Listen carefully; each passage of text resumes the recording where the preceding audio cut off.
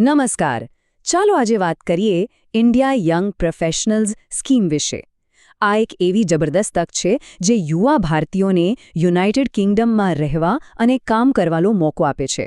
તો ચાલો આની બધી જ વિગતોને સરળ ભાષામાં સમજીએ. તો સૌથી પહેલો સવાલ, આ સ્કીમ આખરે છે શું? સિમ્પલ શબ્દોમાં કહીએ તો આ 18થી 30 વર્ષના ભારતીય નાગરિકો માટે 2 વર્ષના ખાસ વિઝા છે. પણ આને ખાલી એક વર્ક પરમિટ ન સમજતા, આ તો એનાથી ક્યાંય વધારે છે. આ એક તક છે નવી સ્કિલ્સ શીખવાની, દુનિયાભરમાં પ્રોફેશનલ કોન્ટેક્ટ્સ બનાવવાની અને હા, એક સાવ અલગ જ કલ્ચરને અનુભવવાની.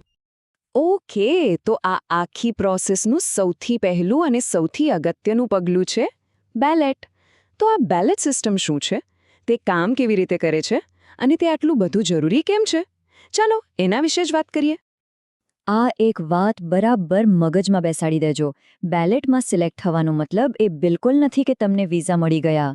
ના, એ તો ફક્ત એક ઇન્વિટેશન છે, એટલે કે વિઝા માટે અરજી કરવાનું આમંત્રણ. આ બંને વચ્ચે બહુ મોટો ફરક છે, કારણ કે વિઝા માટેની અસલી અરજીની પ્રક્રિયા તો બેલેટમાં સફળતા મળ્યા પછી જ શરૂ થાય છે. તો આખી જ જર્નીને આપણે 4 સરળ સ્ટેપ્સમાં જોઈ શકીએ. પહેલું, બેલેટમાં એન્ટ્રી લેવી. બીજું, એમાં સફળતાપૂર્વક પસંદગી પામવી. ત્રીજું, અરજી કરવા માટેનું ઓફિશિયલ આમંત્રણ મેળવવું. અને છેલ્લે, ચોથા સ્ટેપમાં વિઝા માટેની ફાઇનલ અરજી સબમિટ કરવી.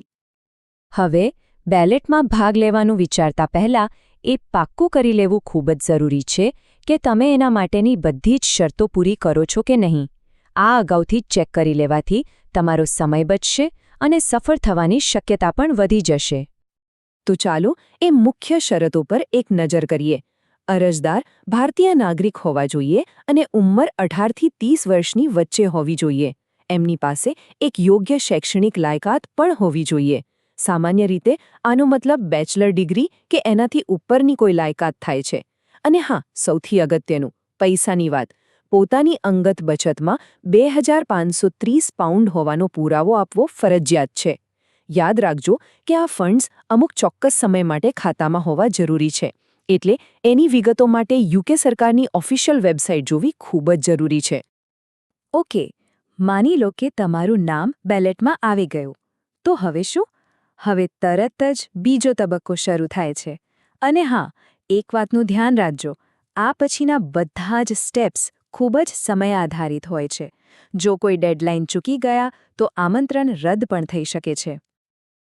જે દિવસે તમને આમંત્રણનો ઈમેલ મળે ત્યારથી તમારી પાસે 90 દિવસનો સમય હોય છે ઓનલાઈન અરજી પૂરી કરીને સબમિટ કરવા માટે. અરજી સબમિટ કર્યા પછી મોટાભાગે 3 અઠવાડિયામાં નિર્ણય આવી જાય છે. અને જો વિઝા મંજૂર થાય તો એના પછીના 6 મહિનાની અંદર તમારે યુકે પહોંચવો પડે છે. ચાલો હવે સીધી પૈસાની વાત પર આવીએ.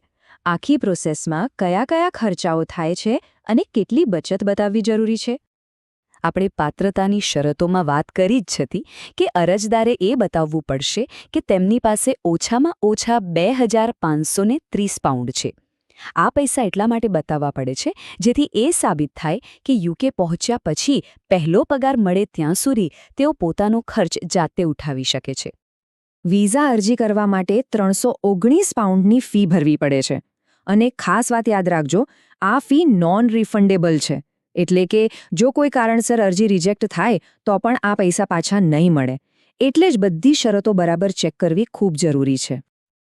અરજી ફીસ સિવાય બીજો એક મોટો ખર્ચ છે 1552 પાઉન્ડનો. આ છે હેલ્થકેર સરચાર્જ. આ ફી ભરવાથી તમને યુકેની નેશનલ હેલ્થ સર્વિસ એટલે કે NHSનો લાભ મળે છે.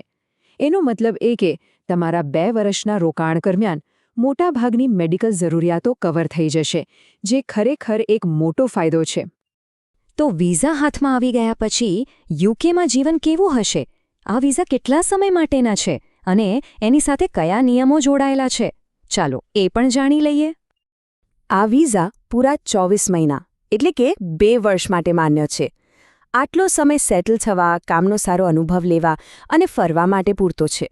અને આ વિઝાની એક ખાસ વાત એ છે કે વિઝા ચાલુ હોય ત્યાં સુધી તમે ગમે તેટલી વાર યુકેની બહાર જઈ શકો છો અને પાછા આવી શકો છો. આ વિઝા પર તમે મોટાભાગની નોકરીઓ કરી શકો છો, ભણી શકો છો અને અમુક શરતો સાથે પોતાનો બિઝનેસ પણ કરી શકો છો. પણ એની કેટલીક મર્યાદાઓ પણ છે. જેમ કે તમે 2 વર્ષથી વધારે તમારું રોકાણ લંબાવી શકતા નથી, સરકારી લાભો લઈ શકતા નથી કે પછી આ વિઝા પર પરિવારના સભ્યોને લાવી શકતા નથી. સારું, તો આ બધી માહિતી પછી ચાલો ફટાફટ એ મુખ્ય મુદ્દાઓ પર નજર કરી લઈએ જે ખાસ યાદ રાખવા જેવા છે. તો આપણું ફાઇનલ ચેકલિસ્ટ કંઈક આવું છે. યાદ રાખો, બધી શરૂઆત બેલેટથી થાય છે. અરજી કરતા પહેલાં પાત્રતાની દરેક શરત બરાબર ચેક કરી લેવી, જરૂરી ફી અને બચત માટેની નાણાકીય તૈયારી રાખવી, અને જો સિલેક્ટ થઈ જાઓ તો ડેડલાઇન્સનું પાલન કરવું ખૂબ જ જરૂરી છે. અને અંતમાં સૌથી મોટો સવાલ એ છે કે શું આ 2 વર્ષની તક ખરેખર તમારા પ્રોફેશનલ કરિયર માટેનું સાચું આગલું પગલું છે? આનો જવાબ તો તમારા અંગત અને પ્રોફેશનલ લક્ષ્યો પર જ આધાર રાખે છે. અમને આશા છે કે આ માહિતી તમને આ રોમાંચક સફર માટે એક સાચો નિર્ણય લેવામાં ચોક્કસપણે મદદ કરશે.